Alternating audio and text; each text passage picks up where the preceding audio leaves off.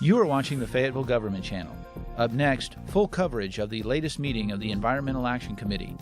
The Environmental Action Committee is composed of citizen volunteers and meets on the second Thursday of each month.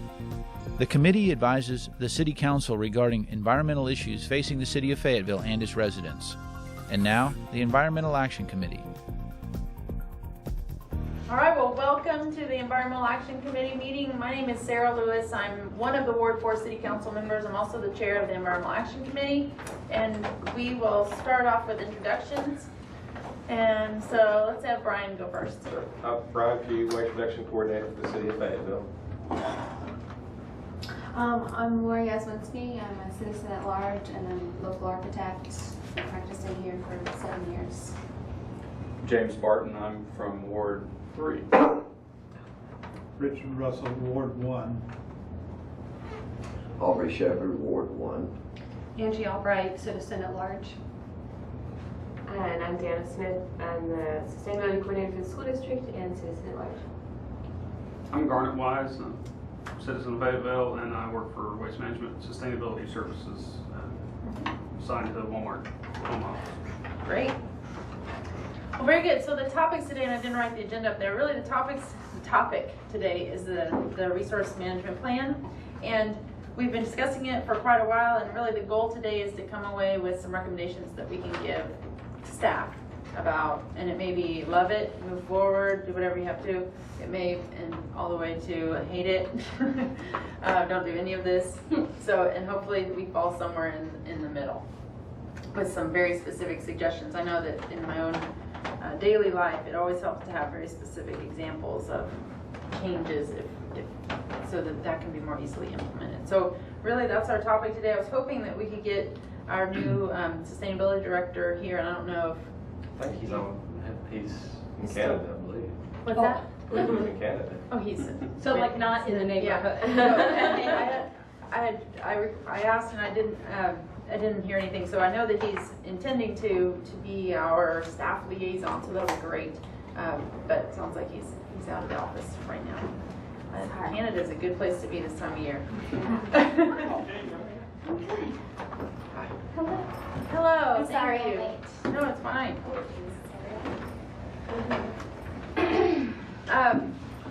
So so just to summarize, what we had a discussion about just generally what some of the perspectives are from different community members and experts, some of the folks that work to develop this.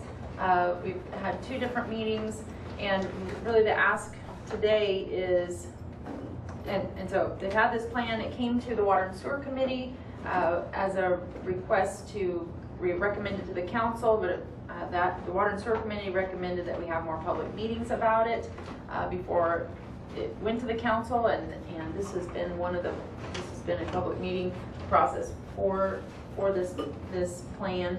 There may be others planned. I'm not sure actually. Are there other? I don't know of any others. Okay, so there will be a full, of course, public meeting process at the city council level as well.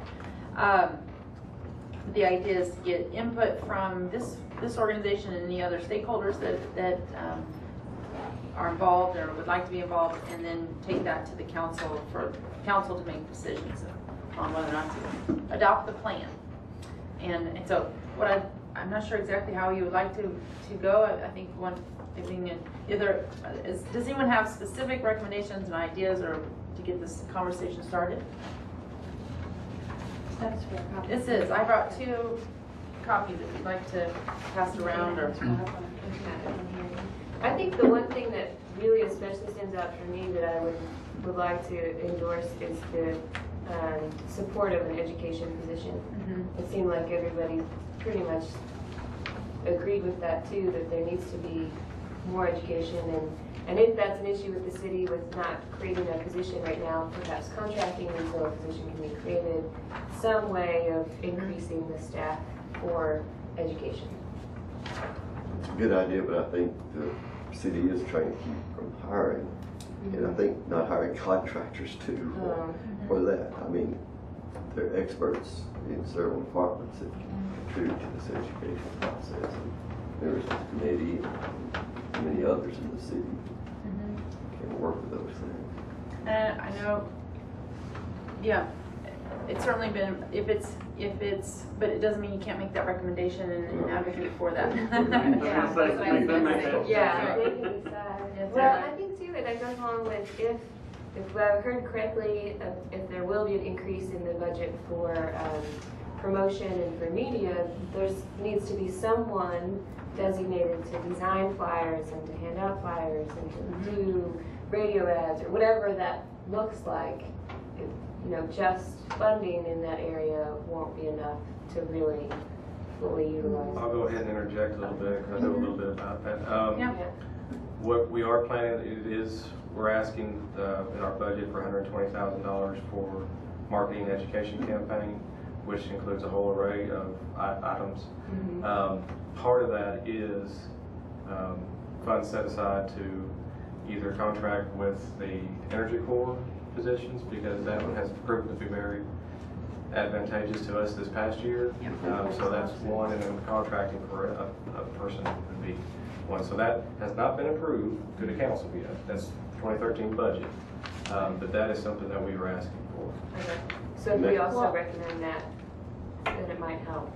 Well, and I think this plan also addresses, you know, the fees that they actually charge, and it actually outlines very, very well that if you do kind of make it more cost effective to recycle and not, you know, to throw away trash, that it says that it will pay for itself during that time. So I think this plan also advocates for actually having that position be sustainable over long term. So I do think that we should push that, because I think that's important. And I would also, on that note, like to see language in here. Well, I guess it doesn't have to, but I would like to see that educator kind of position also be in charge of educating people on buying recycled products. I think that's an important component. the loop. So I had made that note. If you just got everybody to get the small garbage can and use recycling bins, just 2 or 3 recycling bins would work, because it's that bad in some cases that I see. They got the big thing, no recycling. Yeah, and if you made it maybe a little bit more cost prohibitive to have those big bins. And I'll just read. Can I ask something real quick? Is there somebody that's writing down all these different suggestions? I'm taking notes, but it'd be great if somebody could have a backup plan. Well, we Backup hope the notes. video is running and Yeah. it's available. That we Those can are good actually have a notes. bulleted suggestion Yes. that be submitted? I'm taking, what we can do at the end is I'll reiterate what I've got to make sure that you think I've captured it. Okay. Okay. I would just read out loud here that in the plan it says, staff recommends creating a full-time education and outreach position for solid waste and recycling to focus entirely on account development and increasing participation. In short, this person would focus on growing the business of recycling, which is a critical component of the solid waste resource management plan. So what you're saying is that you would, What page are you on? I'm on page 17. This individual, whether that is a contract with Energy Corps or whether that's a full-time FTE, what it's being presented as a recommendation by the staff. What your role can be is to support that recommendation. So you would say, we as the Environmental Action Committee support that recommendation, or we would endorse that part of this. And it could be other parts too. Are there other, do I have, yeah, education position, is anyone not supportive of that? Is that, you have objections to that? Of having, of that component of the plan? Or other ideas? I have a question. Mm-hmm. Are we doing a rigorous parsing of this plan are we the editorial board when we're through with it, this is presented on the website? Is anyone doing that? So, just as far as the process, so the staff has drafted the plan, and you can add, as you think I'm wrong, you know, add to what I'm going to say, but the staff has drafted this. This will there's two different things that could happen. One, staff could make changes in the plan, because the plan has not been adopted by the city council yet. So there's two different things. One, they could make us edit or something. But what I envision happening is the plan will go to the council with recommendations from the Environmental Action Committee. It's probably, unless there's something in here that just staff, makes a change. But I would imagine that at this point, here is the plan as written, and here are recommendations from the Environmental Action Committee and other stakeholders that we've heard from the public. Is usually how that goes. And And then the council considers all of that. I'll just also, I don't want to speak for Peter because I really have to sit here and talk to him about this, but this plan was developed through the Sustainability Office, not the Solid Waste Office. Yeah. And so John Coleman and his staff did this. Now we got a new director who has, I'm sure, opinions on how this should be handled, and he just started. So he's not here to be able to talk about it. So. I would make the point that if you have really read this, I wonder, have you really read this document all the way through? Have you noticed how that there are duplicate packages of text in it, and that there are probably unfortunate word choices and things missing? I'm just thinking that really, someone needs to take responsibility for that. Is it like copy editing kind of things? Well, I think if you Cut and have, paste stuff that's duplicated, and there's some yeah, transcribed numbers on it, typos that are wrong. Like some of the- There are places where the text citation of a fee does not match the chart that's going to say. That's, if this is what we're presenting on our website to the world as our plan, so you, it's pretty lame in that respect. Oh. I'm sorry. Well, I'm sorry, but that's hilarious. So this is Strong just fine. word. So what I would say is, have you marked it up? yeah. Have you marked it up? So are you willing to give that? Okay, so that, I would say, I completely agree that we have to do kinds of, I would call So it how copy many editing. have really read this? Yes, I've read it. Yes. How many might agree I was with me looking for that it's themes. not our best foot forward? Yeah, no, I completely agree. Okay, Yeah. so someone, Sure, we can On make those, staff, I what we can just suppose. hand, if you're willing to hand your version over of copy well, edits, then I have that's it. I have no corner on good syntax. Even But- if you just circled it. I kind of do. I mean, the English teacher in me a couple times was like, yeah. Well, okay, But if I don't. Brian is saying that new, is it gonna be a document that sustainability maintains? Is it their bailiwick? It's in under the sustainability office. Likely, he'll have a whole fresh walkthrough, and some of the, I think some of the things in it are citations from a study that was done. Is that correct?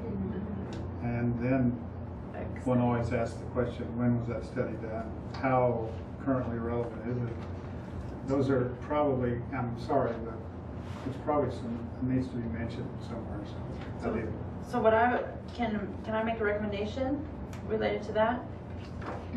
To your idea? Sure. Okay, so what I would like to recommend is that if you have marked it up, or if anyone's marked up their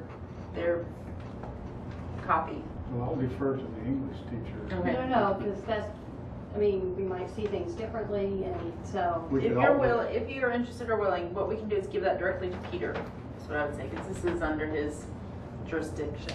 Is he in a point in his entry where he might be wanting to make his own document? I think he'll be looking at this, Something reviewing fresh, it, yeah, and he totally. can use that as a tool if he chooses. So That we, could be a great all we idea. can do is say, here's an idea, here's a recommendation, and then, That's a separate conversation than talking about the points that are made and their value, because I'm not denying the value of the points that were made at all.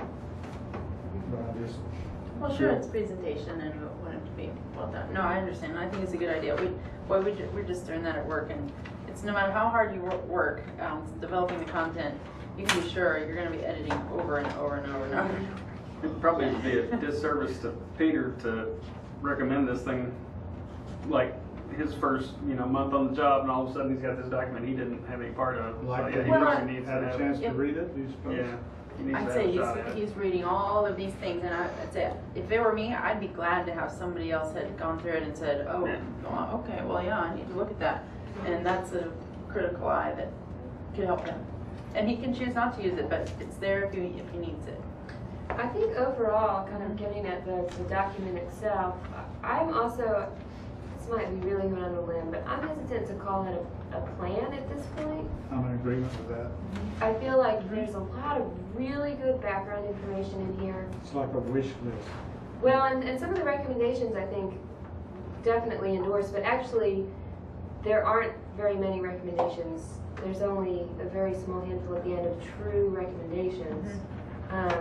And I'm not sure that I get behind the numbers either of the goals yet.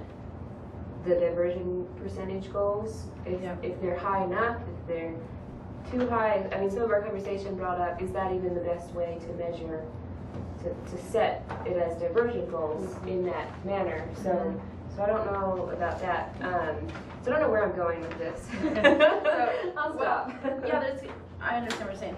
The thing that this does is it pulls, so the Beck study was a very in-depth study of our recycling and solid waste program. So And what was it today? pulls from 2009. Not 9. It was during my first year on the council, my freshman year. It seems like some conversations last week, I'm sorry I'm interrupting, we're thinking that maybe it's not as timely 3 years later as it was. Well, it's a point of comparison. It's a benchmark.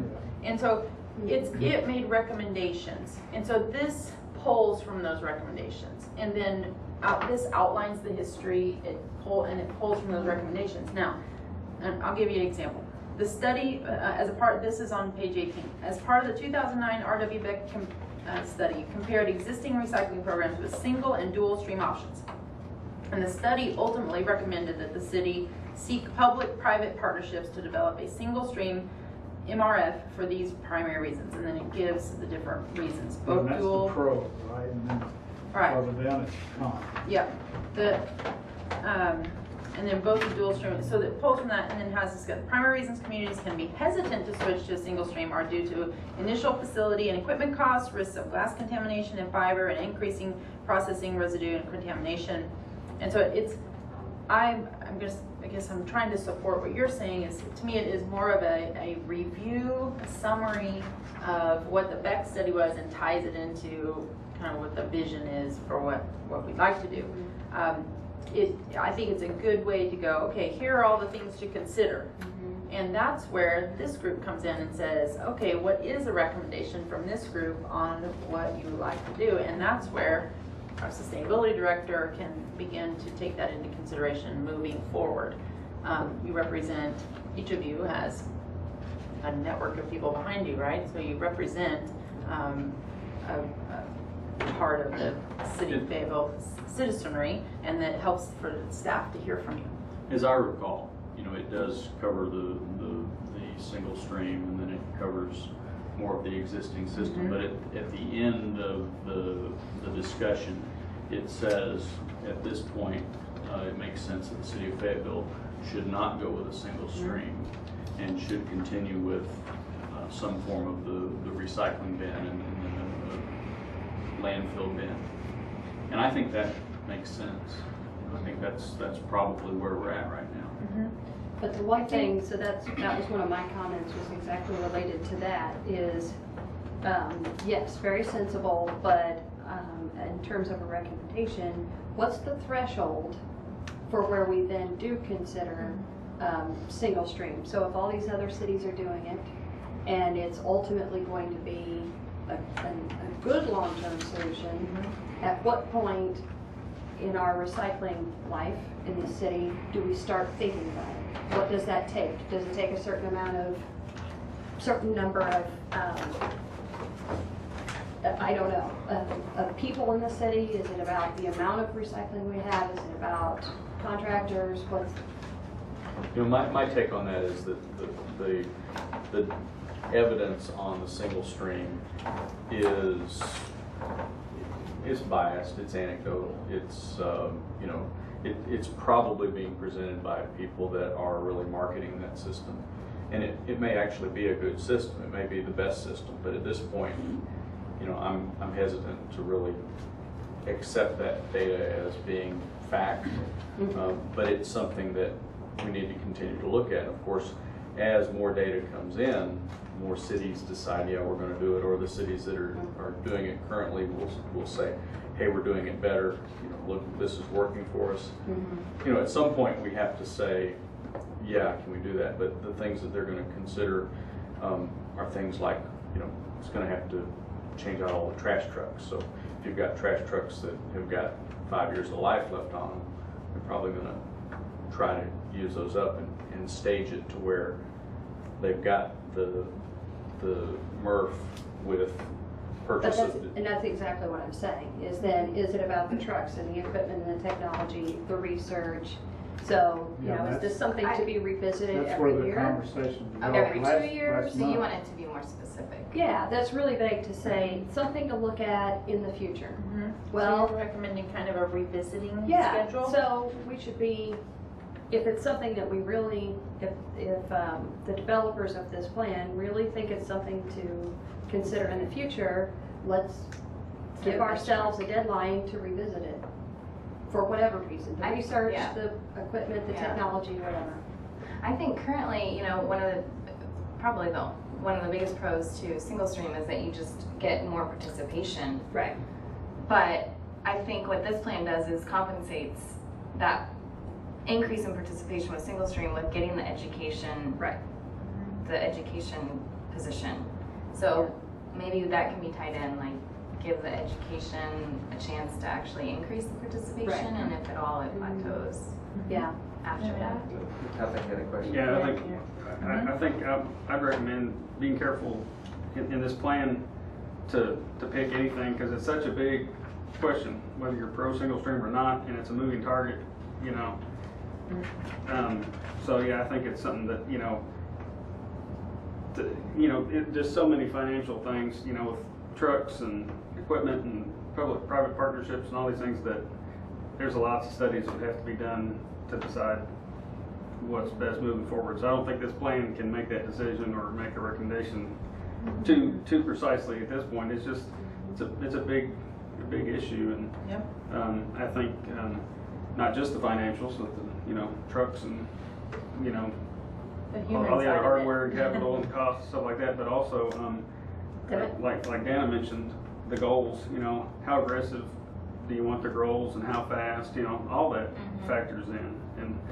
And so, you know, some of these goals may have just been brainstormed up by a few people around, you know, the water cooler, or there might be some data behind them, but, you know, it makes a big difference, you know, if Fayetteville, if the community really wants to hit some aggressive goals fast, well, that's going to change the whole dynamic versus That's a good taking it easy and, you know, spreading it out a little bit. You know, there's so many factors. So yeah, I'd be careful not to just, you know, recommend any one thing, you know. No, I would agree with that, but I think I'm speaking to Dana's point about there aren't a lot of actual recommendations. So when we put in a sentence that says, this will likely need to be reconsidered. Yeah, that's, You're saying, in a way, that's a very vague action, and so who's gonna be accountable for that? And Yeah. so maybe you take it out and say, we're not gonna reconsider it. And Brian had a point. But I just wanted to say, we've talked about this last several months, that our fleet is in that cycle of being right in the middle of the replacement cycle. So as this moves forward, and this is why it's important to get this in front of council this year, we've also asked for capital funds to build a new recycling center. So those haven't been approved yet, and that's going to be a council decision. That's why it's important to, by the end of this year, we're going to have an idea. Is it going to be single stream? Is it going to be dual stream? Is it going to be status quo? Is it going to be modified status quo? What's it going to be? We'll have that answer to move forward as it goes through the council discussion. To reach the point on the education, there have been studies about, because everybody believes, because it's been touted, that single stream, you get more participation because it's more convenient and the volume goes up. But there's been studies that have said if you just invest, a lot of that is because it's a new program. And there's education being thrown onto a community to tout the program, and everybody gets excited about it. But there's reports out there that say if you do the same thing with your existing program, just expend more time and effort in education, that you can achieve those same results. And Halo effect. that's what we're trying to do with our plan next year. That's why we're increasing our budget. But the Beck study also says that our status quo system compared very favorably to single stream systems when they compared it. So I just wanted to make those points. So I would say that I just can't imagine this committee advocating single stream. We're not Maybe- advocating, we're right. talking about But I revisiting know, it at a but I'm specific saying when you point. get down to what we're going to say, what's wrong with that discussion maybe was simply that it starts off talking about that, and it finally gets down there making it clear that we're not just automatically following the Beck proposal. But there's just not going to be, I don't think, not in my lifetime, but any of your lives, that there will be a machine, a gadget, a warehouse, factory, whatever you want to call it, that can sort properly and really get things reused if they're dumped in with a mass of different things. Well, maybe the language kind of favors the single stream thing, and it says, single stream recycling will likely need to be considered. And maybe it's just the language, and instead of saying single stream, it should be a diverse range of options, or something like that. We'll have to I like that. That's probably Because cleaner. who knows, 5 years from now, there might be, okay, maybe not that machine, but we just don't know Right. what can happen technologically. And so maybe, because it sounds a little biased toward the single stream, and so maybe it's every year or two, we just revisit what's going on out there, which I'm sure you already actually do. I'm sure you already get stuff coming to you all the time. You're hearing about new things that are going on, and I'm sure it's just an automatic kind of part of your job to think about what the future will look like. Yeah, so make sure this plan doesn't tie anybody's hands or anything, that's one thing. That's exactly right. So, and this is what, one of my recommendations in reading this. I want to see, as a council member, I want to know exactly what the staff recommends at the top. Yeah. And this is Yeah. hidden. And the support for it comes after. Right, so that's what one thing I would recommend is swing that last paragraph up to the top of that, basically the whole thing. And the summary too, I think, don't Well, you think, in summary. case somebody doesn't read the rest of it? Mhm. That whole, the whole piece about single stream is not actually even in the recommendations. On page Right, I know. 26 and Yes. 27, where the recommendations are bullet pointed, it doesn't say anything about that. Right. But it does have in there, and I think this would be a good point to include, a greater emphasis placed on detailed data collection. I think that informs this conversation, that that's a missing piece in that whole single dual stream conversation is we aren't putting enough time. I mean, I know Brian collects and analyzes data all the time and does a great job with that. But if there's more, if it needs to be within the next few months, if a decision needs to be made. Okay, I need you to say that idea again. So supporting what they have in there, greater emphasis placed on detailed data collection as a way to better inform and collect data for. So, I actually didn't like that Okay. part. I don't, because it talked about having those RFIDs and all that stuff, and the ARM, that reads it and gives GIS data. And Brian, you could probably help me out. I don't know if that's necessary at this point. Do you think having that information would? I think it is. We've actually been looking at a lot of that technology, and we're implementing some of that. It's fascinating when we've already done GPS on our trucks, and it's helped out with our fleet management, and it helps with service issues. When somebody calls and says, hey, you didn't pick up my trash, we can go right back and say, yeah, we were there at 9:07, but the car wasn't out. It's immediate information that is good for the service and good for our fleet management. Now the RFID tags, we've been talking with a company about those, and we have not implemented that yet. But we're going to do some trial run because there is a company that is working with the University of Arkansas right here in Fayetteville, and they wanted to use us as a test to do some examples on RFID tagging of a recycling bin, so we can attach them to existing recycling bins and get information that will help us with participation, data, and stuff that will help drive this whole education focus that we're trying to do. So, and I just want to say one thing real quick. With that whole education piece, we're actually doing a door-to-door survey starting next week in a neighborhood, Walnut Grove, where all this social marketing suggests that the best way to get people involved is to go face-to-face contact with them. There's 667 homes that we're going to be canvassing with about 13 volunteers and about 10 staff doing the Can others volunteer? I'll take volunteers. All right. But we actually have a training set for Monday at noon here at City Hall. And we're going to go through the training, go through the survey. And we need people to help us do that. We're going to do it at 9 o'clock to 11 o'clock, Monday, Tuesday, Wednesday, and Thursday in the mornings. And then we're going to do it in the evenings from 6:30 to 8:30. And then we're going to do it on Saturday morning from 10 to noon. So yes, if there's volunteers that would like to help, you can be here Monday at noon at City Hall. We will get you trained, and staff will have already done it Monday morning. But the training for the volunteers could happen, and they can do it the rest of the week with us. So that is something that we wanted. One of the goals was to put participation from the current 56% that is kind of stagnant for the last 5 years or so, raise that to 70% by 2015, and that's one of the ways we hope to do that is by doing more door-to-door, face-to-face interaction with people and educating them about our program and what happens with it. So. I think just to expand on so that type of thing, it just makes me think of, it adds on to what you're saying. So I feel like too, and this may be under Peter's jurisdiction, so we're going to talk about him when he's not here. But like this is like I was saying, a scan, and there are staff recommendations, but I do think there's still a need for a plan, and it may be because this staff is looking for that direction, because whatever direction will cost money.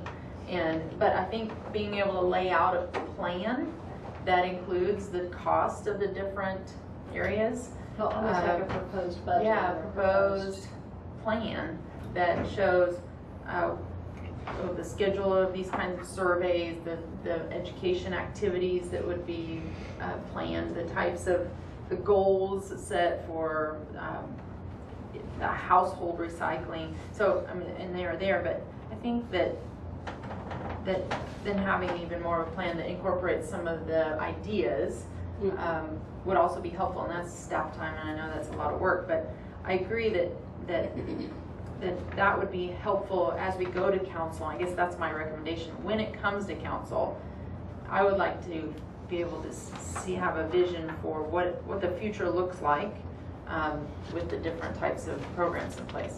So if we are saying, if we continue to make our current system more robust, what does that mean?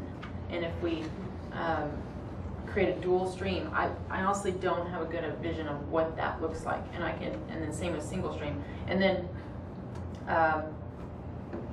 the other thing that makes, and I'll just be perfectly honest, the whole idea of my recommendation from my perspective on it is stay away from any kind of, and I apologize for being so strong on this, Garnet, but private-public partnership on this, I don't think that is what we want. Now, there are some places where that is working great, and we need a franchise agreement for those things, but we have not had good luck on across the board private partnerships on some things.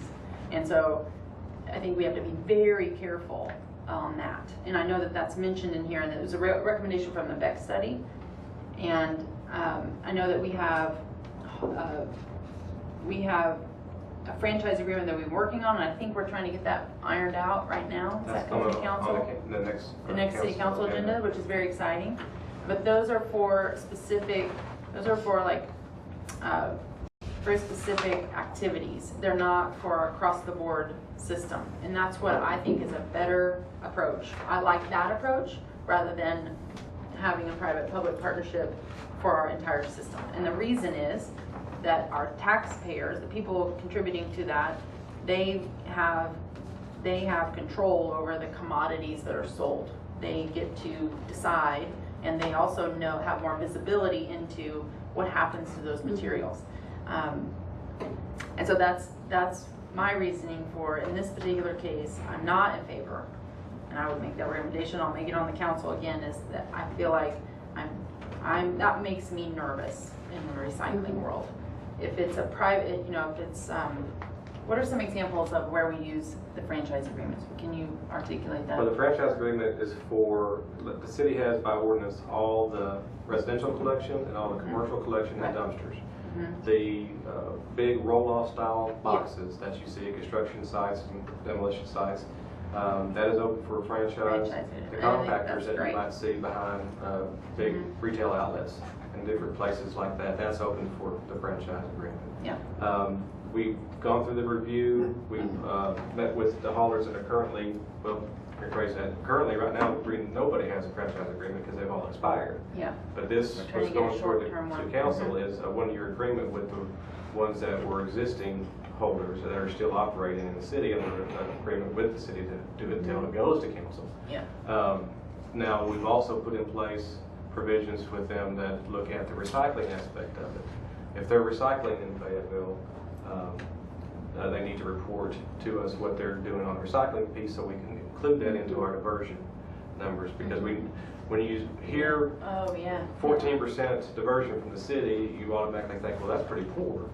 There's a lot more going on than Is there a way to do 14%. that? Especially electronic recycling, right? Like a lot of different places Well, take things. And there's and you pay a nonprofits little like fee. Goodwill. Look at all what they take. And they're starting now to get into electronics as well. So there's a lot of different issues out there with people that come and pick up cardboard from liquor stores or from Ozark Natural Foods or different places. That's all recycling that's occurring, that's not being captured and reflected in the diversion numbers. So the franchise agreement will go a long way. Once we get this in place, we will do an ordinance review that'll help in the long term for developing a franchise agreement that can be developed after this one-year period's over with. That'll be more encompassing of all these activities that are happening in the city.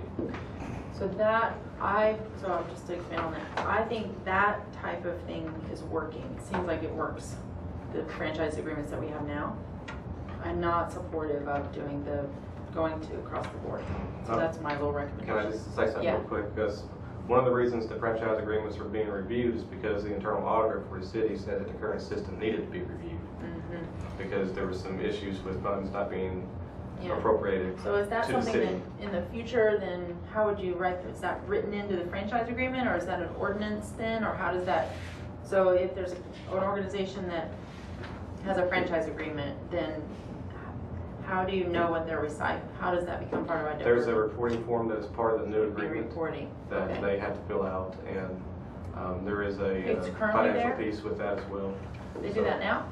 They don't do They that? don't. They just do it on the trash side that they report. Oh, okay, but not recycling. But So if there's let's say an aluminum can recycling business here in Fayetteville, they are currently not obligated to report any. Right, they don't do any hauling. Like Vaughn Recycling has people that bring them that metal. They don't have containers set around for collection. Yeah. This franchise agreement is only for those hauling activities that occur.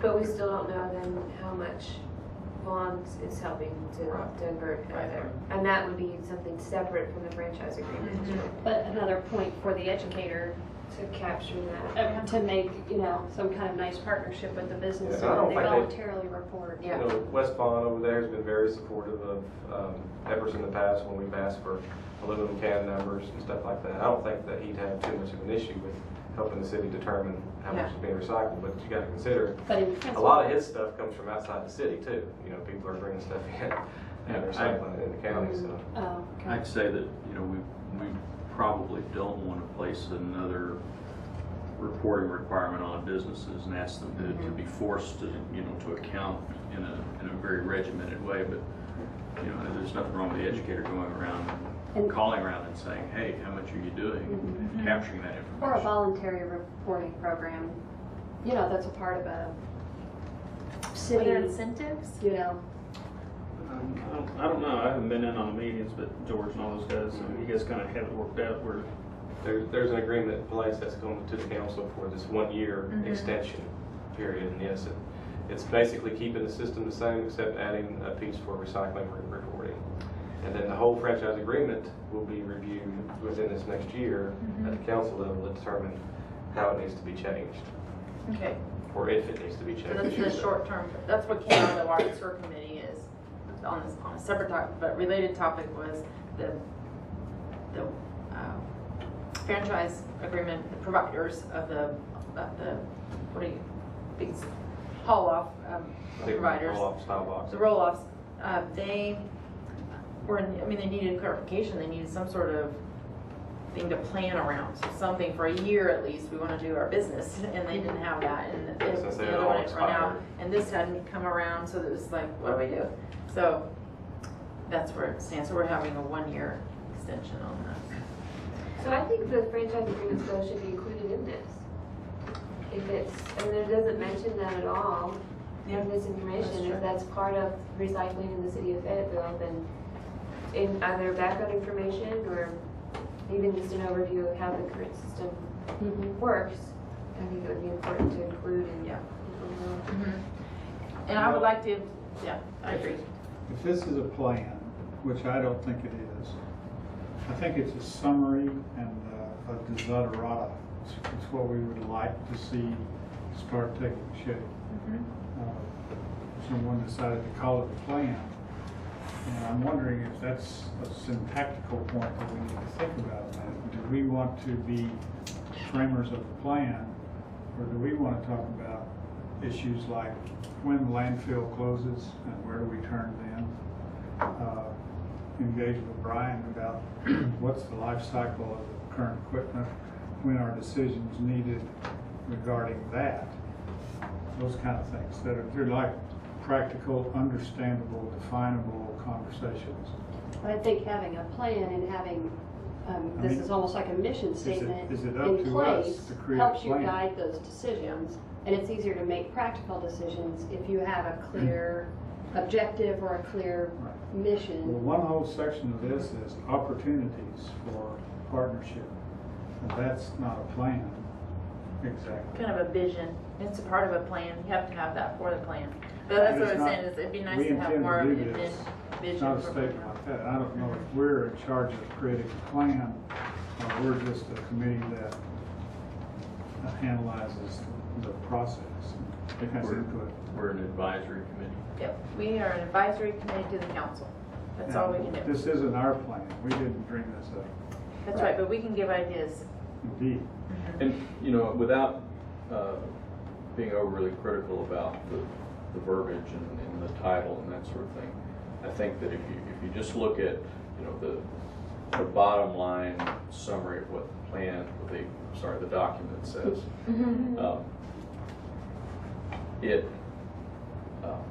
it's adequate. It gives some direction, and I think in general we're supportive of it. We're going through and saying, well, I don't like this detail, or I do like that detail, but I think in general what it gets to is, yes, we're comfortable with that. If this is what the council uses in moving forward, or this is the start that staff uses to write a plan, I think we're okay.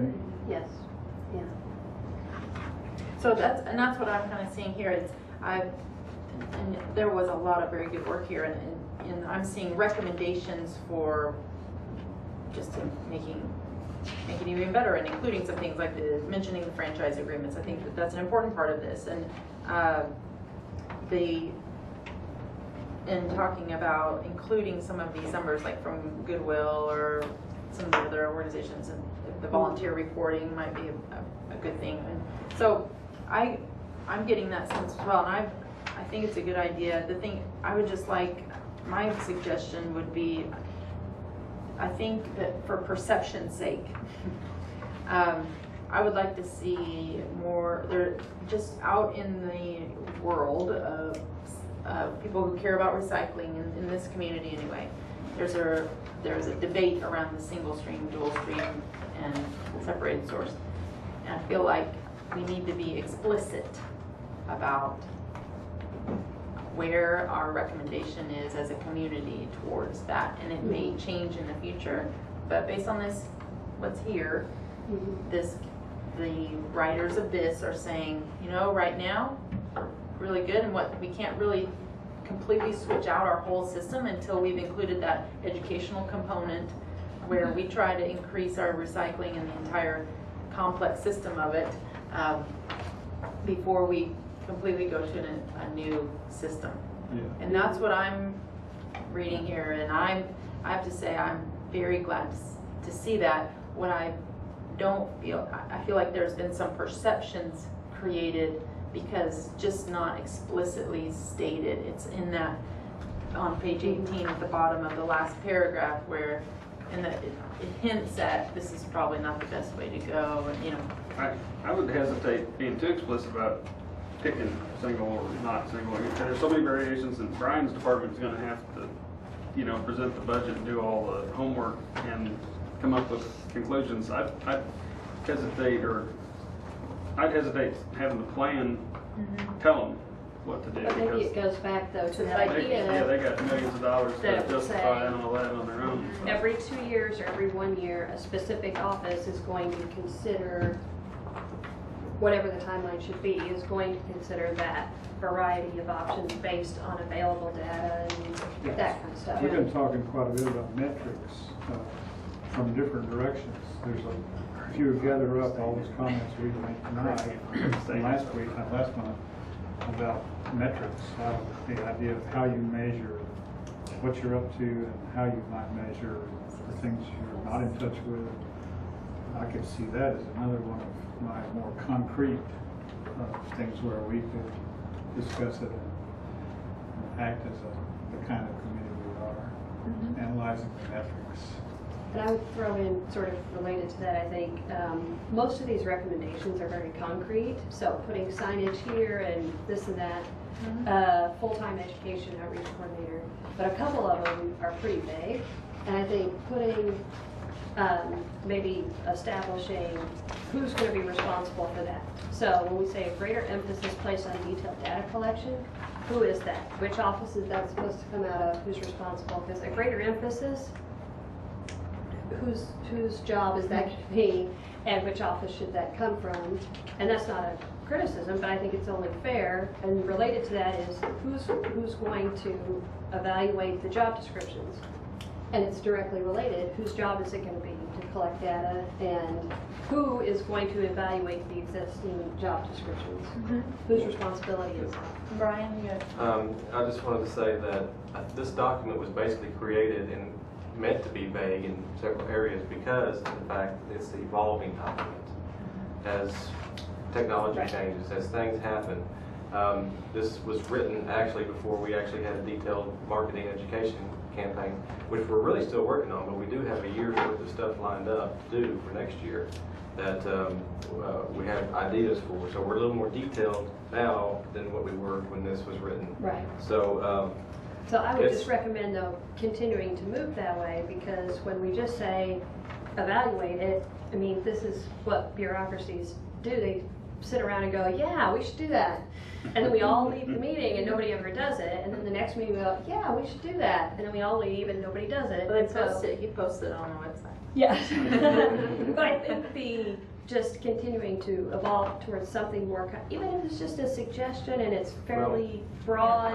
And I will say, we have been tasked as a staff at Solid Waste to research single string, dual string programs, and to be knowledgeable enough to be able to, when we do go to council, present all that information, which that's going to be, those council meetings are going to be very extensive when it comes to the level of discussion on those systems, because we've got to come to a consensus at the end of that as to what's going to, what are we going to do. You have to educate. And that will drive a lot of what you're saying. Right. But I also think that it shouldn't be all on you in your office to do all of that. Well, And so- sustainability office, on administration, the Right. council, it's That's all what I the- mean. I think the public. responsibility should be spread around for the data collection and everything else. And then the thing about this, so the council cannot direct staff.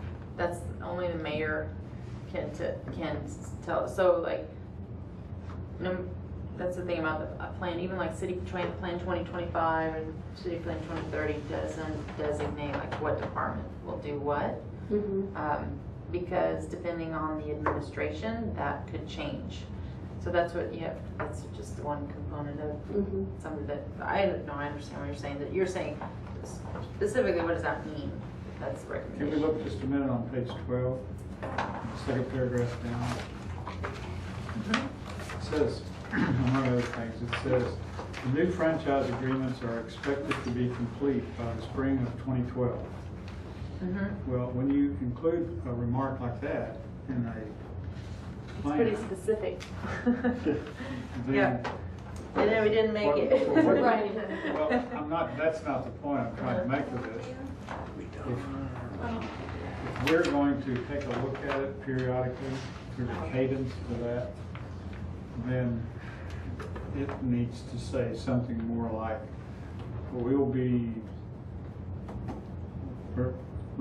we plan to have something by this date, and then that means that it's an opportunity for us to review it at that point, right?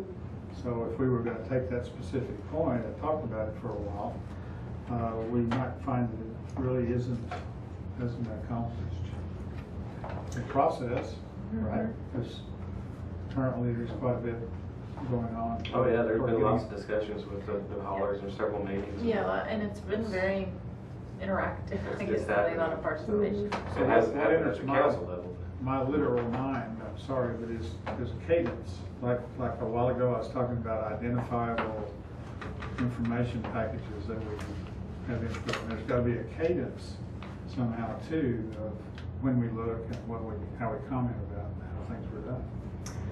Yeah, I think so too. And so what I'd like to know is there anything in here that you would like as far as like on the environmental kinds of things, or so that you'd like it to be more communicated? Recycling has all kinds of environmental impacts, and I would say impacts and benefits. Well, it has So there action are- goals and it has vision goals. So maybe you could start with that. Is that- So what I'm talking about is in a recycling plant. So recycling is great. I am 100% for recycling. I will say that there are environmental impacts to recycling, just like there are anything else. And so that's what I want to kind of shift our conversation a little bit, in that what kinds of environmental considerations, social considerations too, I guess, considerations, should we be considering when we're thinking about moving forward? One important point that I think was brought up in the last meeting was, yeah, the diversion rates are very idealistic, and of course we want to meet them, but a problem we might have is find buyers for our commodities that we're recycling. And I know right now with the sorting that we have going on now, and how clean our stream is, and the products we're selling are more pure or less Contaminated. contaminated than others. If we increase our diversion rate with our current stream, are we going to have people who want to purchase those commodities from us? And I'll just give you guys a real life example of something that's happening right now. We recently started that 3 through 7s program because there was an outcry from the community to recycle more of these plastics. We had a company that was opened up in Pryor, Oklahoma to take the plastics to turn it into synthetic grade oil. That company's gone out of business. So we made a sin in the fact that we started a program not having a second market to draw to. So now we are collecting materials that we're having a hard time trying to find a home for to meet the resolution that the council passed that was recommended by this committee, stating that we will report where all our materials go and what happens to them. It's not that I can't get rid of that material. I can find buyers for it, but what's going to happen is if you send it to this one place, they'll run it through their sort line, they'll pull out all the number 1 and number 2 bottles, and all the rest of it will go to trash. Or if I send it to another place, they'll run it through their sort line, sort out all the number 1 and number 2 bottles, bail up all the rest, and send it to China or Asia. I was speaking with a company today that would actually be able to run it through their facility in Memphis, pull out the 1s and 2s, because that has value. That goes to what you just said. Those products have value to them, and people want them. All the rest of that stuff will go through a process where it'd be cubed and be burnt for energy, for BTU value in a concrete plant. So these are the issues that we're looking at now when you're talking about expanding programs and doing these types of things. What's the end use going to be, and are you going to be able to get rid of it? The other materials right now, everything this summer has basically gone down. We're having paper mills that are full. They're not buying a whole lot of materials. So the value of the paper has gone down a whole lot. Cardboard, which was 160 a ton, is now going for 80. Newspapers at 40, mixed papers at 30. So it's the value of that paper product is really pretty low. But we're able to still get rid of it because we have regional markets for paper, and they'll buy our stuff because it's cleaner material. They know it comes from a source separated program and not a single stream. Another story that came out last week talked about how China is opening up ships when it comes into China and inspecting loads of paper because there's been such a contamination rate with the paper that's coming into China that they're starting to reject loads and send it back. And I think a lot of that comes from systems, like single stream systems, that the quality of the material is just not as good as it used to be, and they're finally getting to a point where they can't handle it because they have issues with the environmental impacts of the material when it enters their country and their labor force that has to handle that product and safety concerns and health concerns. And so it's shifting our problems over to them in a lot of respects, and now we're starting to see China kind of fight back a little bit.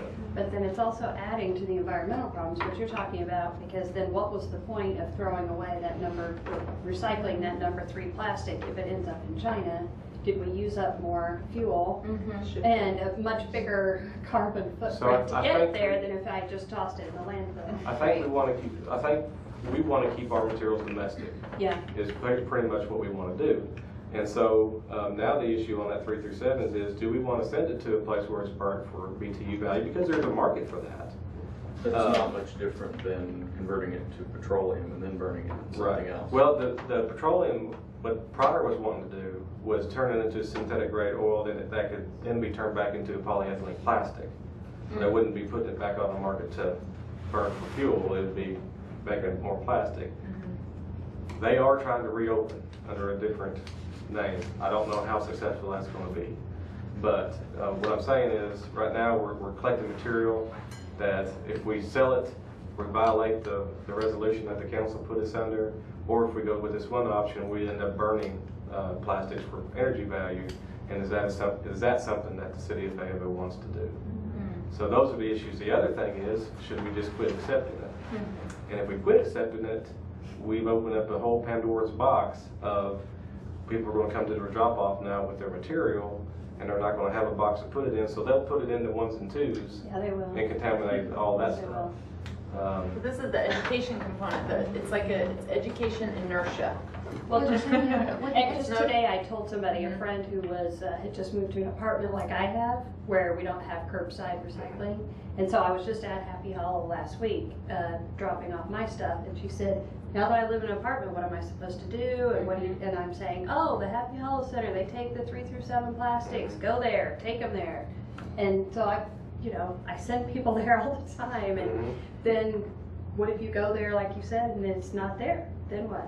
It would confuse people. Would the education person also, I'm understanding that you are the person that looks for these alternative companies to sell our products to? That's correct. Would the education person take on some of that responsibility as well? Because that seems like a whole additional They job would on definitely have to be itself. knowledgeable of what the markets are doing and who we sell to and how that process is done. So. Well, and that doesn't seem like something the plan really explores, is talking about what we end up doing with the commodities in the market.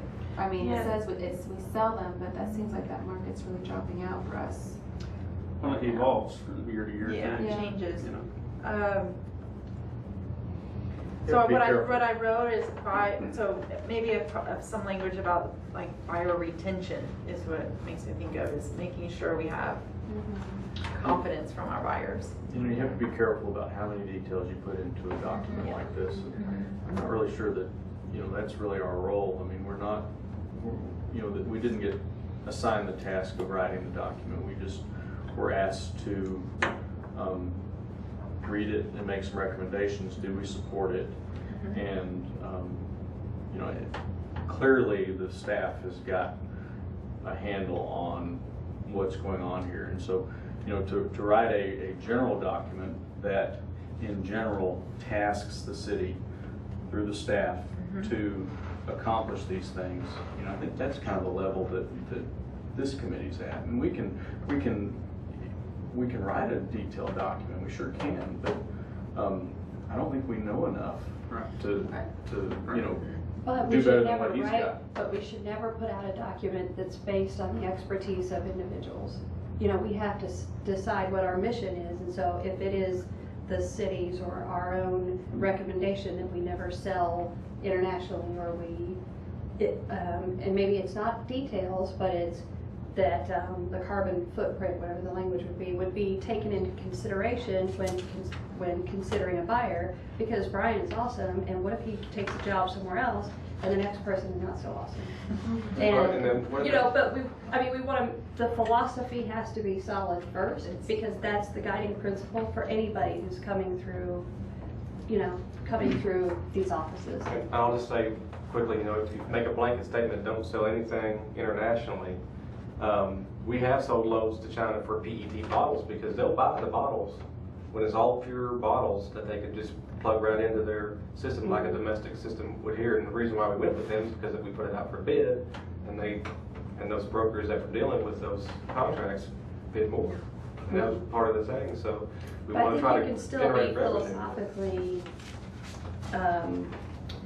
you know, asking the person who's researching those things to take into consideration, not to make a decision that has to be based on that, but to consider the life cycle and the footprint of that product and where we're selling it, where. Yeah, so the conversation with a buyer would be, where are you transporting this? What kind of fuel you're using, and how, you know, have those conversations.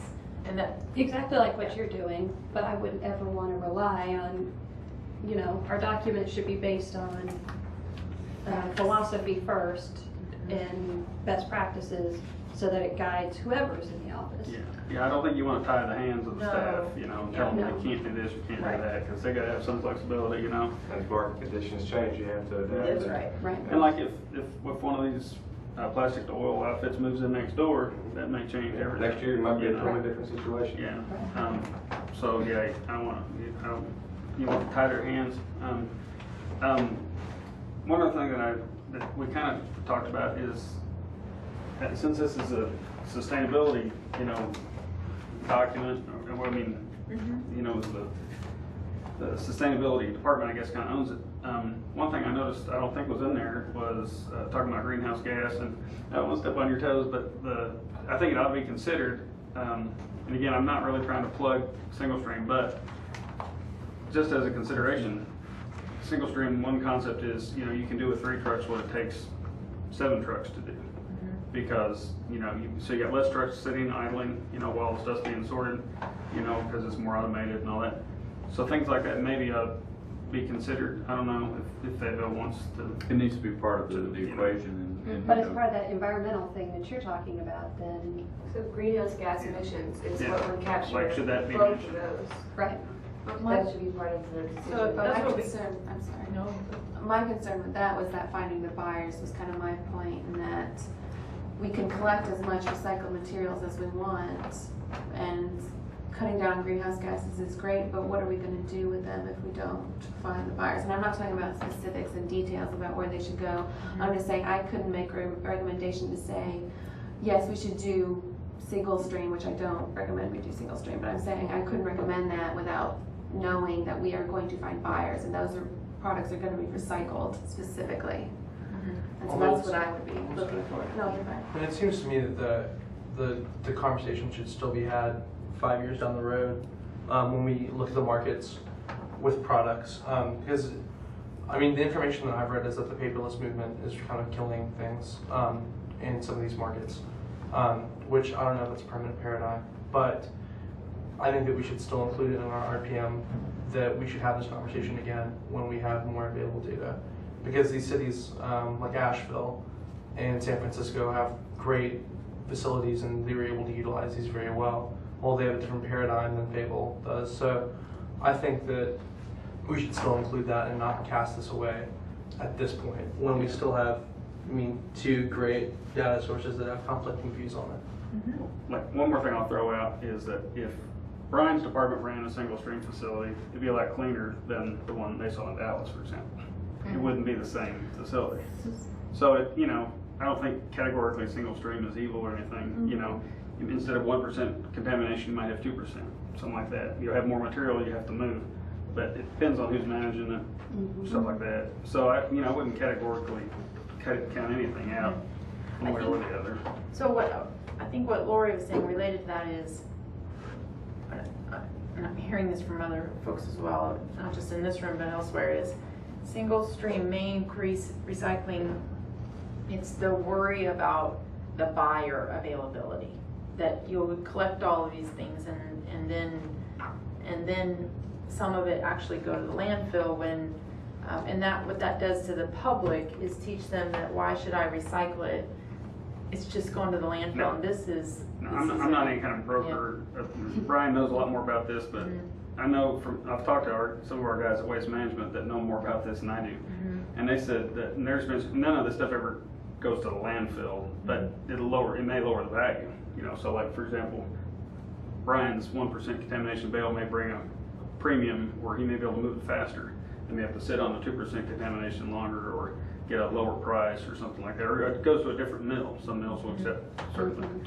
But they're not landfill and stuff. Well, those stories, I don't know where those come from. I gotta disagree with that, because when we went and did the tour at the Great Star, after we did our little portion of the tour and we waited for everybody else to come out, what we noticed was leaving that facility, there were outbound trucks hitting the scale going to the landfill. And there was 3 trucks that hit the scales in the 45 minutes that we were sitting there waiting for the rest of the tour to go. So that's 60 tons of waste that went to the landfill from that facility. So, it does happen. I think when you get loads out there, no, go ahead. When you get loads in, okay, when you get loads in that are too contaminated, they will just send that to the landfill because it's not worth it to run it through their system. I think with successful single stream programs, it's when you get to the education at the community level and enforcement level, because you have to have people that go around and actually look at these containers that this house over here is always putting trash in it, so let's go take a look at it. Yep, it's got trash in it. Okay, well here's their fine because they didn't do it right. There's an enforcement piece to it, so people are educated, and then you have the whole education from the community. That's what makes single stream systems better. But and also, I'm not saying that but also more technology. expensive in some ways, because then if you're having to do more enforcement, what is your capacity for that? And I'm not, well, there's an offset with the collection. I have to be fair about that. Right. There is an offset with the collection cost when you do single stream. But the point I was going to make, but anyway, it'll come to me. I'll let you talk. Well, yeah, and then you can jump in again after. The way I've heard single stream characterized, like right now Fayetteville's got really low contamination because it's separated at the curb, and as the drivers are picking stuff up, putting it in the truck, if there's something that doesn't belong there, they leave it behind. So what comes to the facility, so what comes to the facility is very clean, and so they've got real low contamination in their baled material that they're marketing. So there was contamination that was left at the curb, and so it ended up in the trash waste stream. So a single stream, you may have I don't know numbers percentage wise, but people are going to throw the dirty diapers in occasionally and the whatever else. So you're going to have more contamination. It's all going to get picked up. It's all going to go to the MRF, and then it gets separated out and goes to the landfill, like Brian's talking about. But it doesn't go in the bales necessarily. The single stream, the modern single stream facilities, they separate that out. Now you may have, like I said, 2% instead of 1% contamination, but you may have picked up a lot more. Yeah. And it goes to the landfill, but it's not going in the bale, so the material is not full of diapers, for example. Your bale paper doesn't have diapers in it and stuff like that. Right. The thing that so it's kind of a different perception. There is more volume and there's more contamination in volume, and it's getting separated out, so it's going to the landfill. But it's not. You don't have bales of diapers and stuff that you can't. I think the thing is that if it's going to landfill, I want the public to know that it's going to landfill. Right. It's going to landfill now anyway. To know that it's going to the landfill. But I will That's- say one thing though, that every single stream system that I have seen, they have people that their sole purpose in that plan is to go around what they call dressing bales. Well, they will go around, they'll pull stuff off the outside of the bales. If it's a paper bale, they see a bottle, they'll pull it off. It's And marketing. And it's cleaning those bales to where when they open up the doors at the mill that it's going to, they look better than when they actually open them up. There's bottles and stuff still in those bales. So I'm not saying that single stream Someone has is to do evil. that. But what I'm saying, and single stream systems have gotten a whole lot better. The technology for sorting systems is a whole lot better today than it was even 2 years ago. Yeah. And it will get better next 2 years. But there are issues with single stream on the cleanliness of the bale because they've got all this volume of material that they have to process, and it gets pushed through these systems pretty quickly in a lot of respects. And a lot of that stuff is contaminated. So. But to go to Sarah's point though, our ongoing discussion, we spent a lot of time still talking about I know. single stream. Right, because And we that got continues someone to in the give room the who wants perception to the public steer the that it's conversation. under consideration, when clearly Yeah, it's actually not for the time being. and that's what, so You know. let me, So I would just want to I'd make like to sure that everybody say amen understood to that. Thank you. that understanding it better is not the same thing as it happening tomorrow. and I think that's what, at the council, it sounds like you're gonna present, but based on what's truly recommended here, I hope that in the presentation, that comes across. And I know, we certainly don't wanna lock ourselves into anything, but I think that I would recommend, that we make an effort to communicate that right now, really the recommendation from this is to continue with what our process is now, improve the franchise agreements and increase education and increase our recycling rate based on that. And so let me read through these things to see if you think I've captured it adequately. And as the way I understand this, and really what I'll do is type this up and I'll send it to everybody and include Peter and Brian as saying these are things that we think could either be included in an edited version or things that could be presented as an additional recommendation kind of ideas. So I'm just reading, and so one thing is to have an education position. You support that recommendation. It can be contract or a hired FTE to design flyers, the radio ads, reach out to the public. And Brian, you added that there was going to be a budget increase requested in the upcoming budget for that kind of thing. Specifically related to Energy Corps, and also already you're doing surveys with the public with Walnut Grove, and Meredith's going to be in that. And then also as part of that is increase or include education at about, as part of that person who's doing the education is closing the loop. So purchasing things that can be recycled or that are recycled, so that you're purchasing recycled material so that you're closing the loop. When you're guaranteeing buyers. You're increasing the guarantee that there would be buyers. That's right. Richard recommended looking at copy editing and maybe is going to provide his edits so that we can pass those along.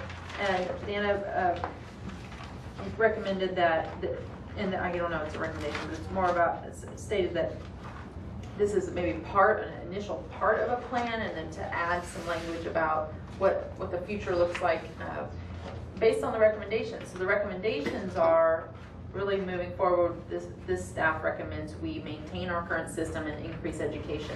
So what does the future look like with that in place? I think is what the council, as a council member, I hope we can hear more about.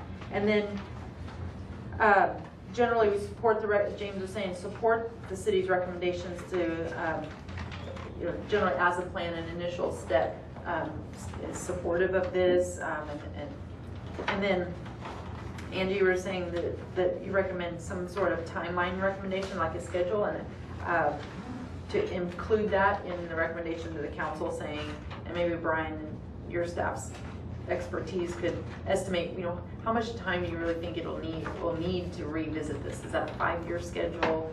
And that could be maybe part of the city council discussion. Also, diversifying the range of options would be language rather than specifying that we can't go to single stream right now, but we need to diversify the range of options. I forget the specific language. Oh, that's saying in the future, a diverse range of options will likely be reconsidered. Rather than that. And then whose responsibility, and then specifying more in the recommendations, more specifics on what that means to look at data and so on. I had suggested just be more explicit about the recommendation being made in the plan. It just related to what we were talking about with staying with our current approach and increasing education.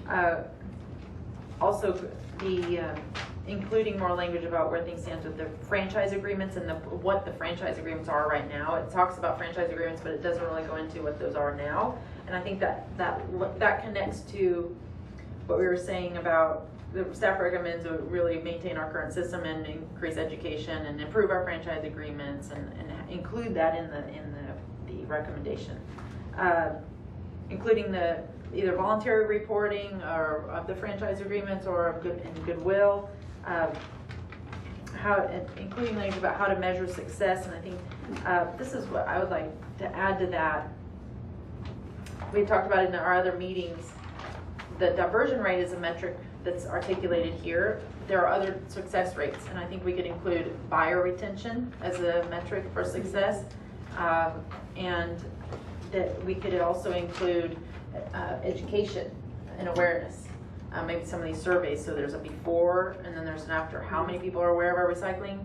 3 years later, how many people are, so that educator could have their metrics for success. So I would say, to me, we broaden our metrics that measure success beyond diversion rate. Joe, you had recommended the revisiting this in 5 years, looking at the technologies, and Lori was talking about the retention of the buyers, making sure we're able to sell the commodities we're collecting, and that there's confidence in that, and that comes from that confidence, not just from staff or that we're going to have a buyer, but the citizens know that they can trust that Fayetteville is finding buyers for the thing.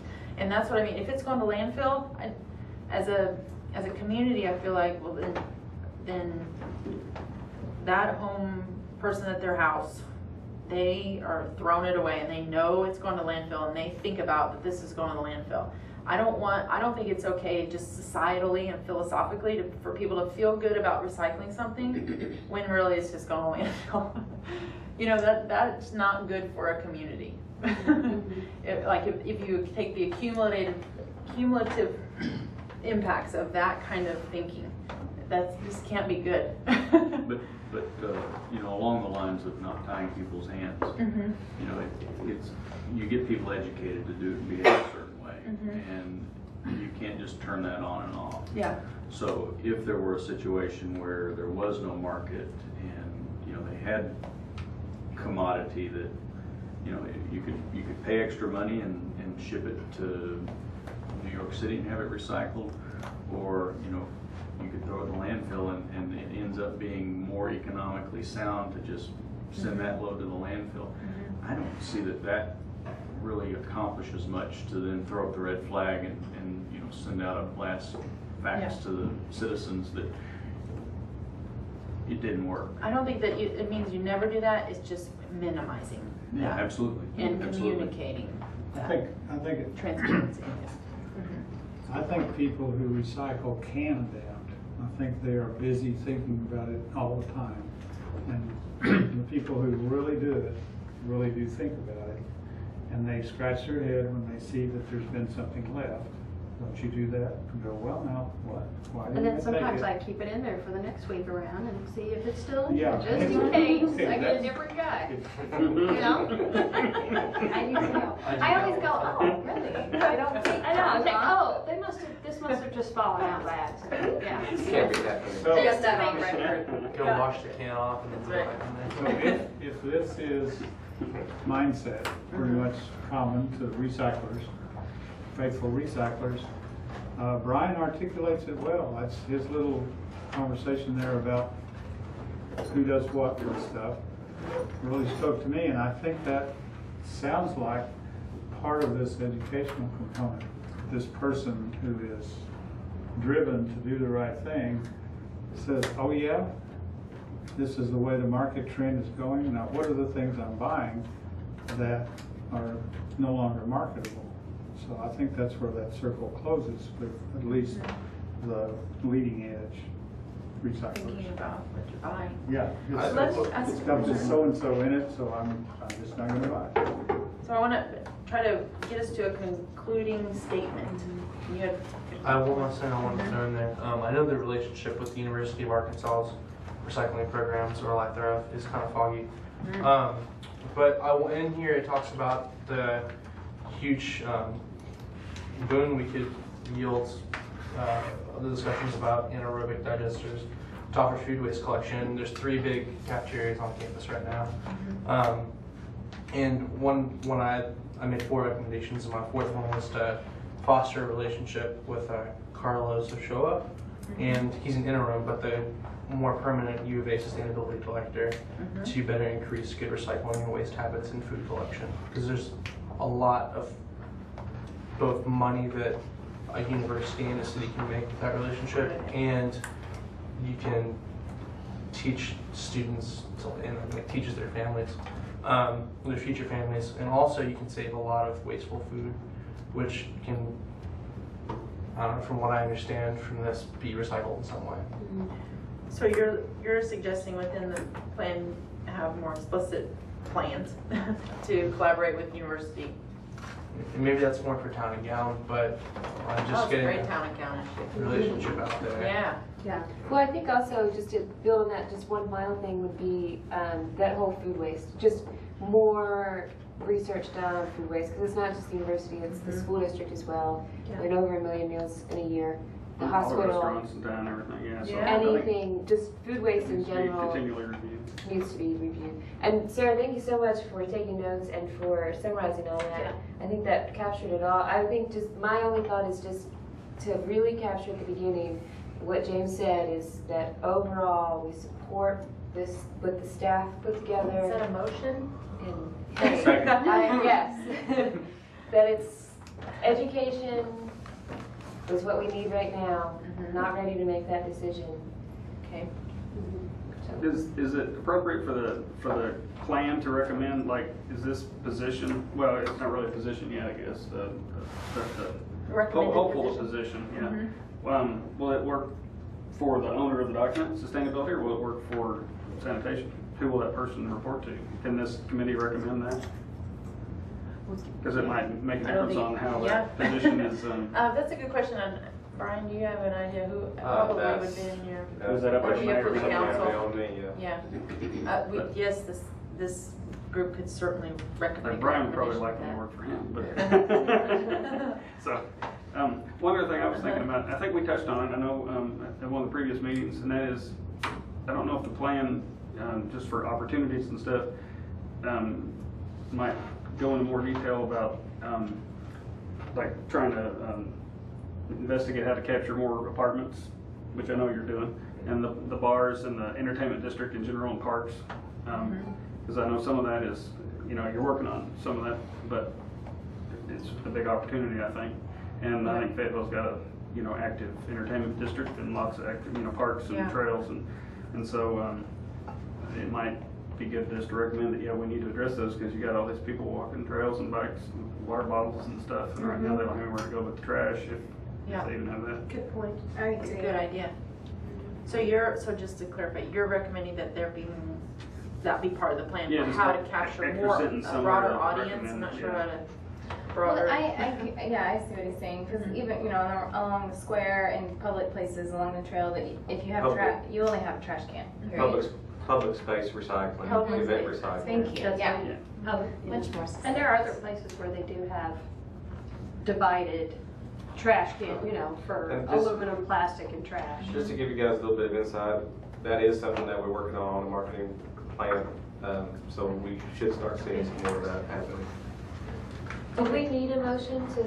So we had a motion and a second, so can I Go ahead. Phrase that however you want. Okay. Or James phrase that. This is what I would recommend as part of the motion, and it sounds like, what I would say is you support it and you have these recommendations for consideration or something. Doesn't mean that, so it's that, okay. And so I'll type that up in the little thing. Thank you, Sarah. All right. Yeah. So all in favor? Yeah. Okay, sorry. All in favor of, so you want to state it again? You want to bring it? Yeah, I move that we support what should I say? The resource management plan? The resource management plan as written with the following recommendations for consideration as well. Nice. I second. All in favor? Aye. Opposed? Okay. That's progress. Good job. Good job, everybody. Yeah. Garnet, thank you for being a part of this. Really helps. And Brian, thank you for spending your time with us.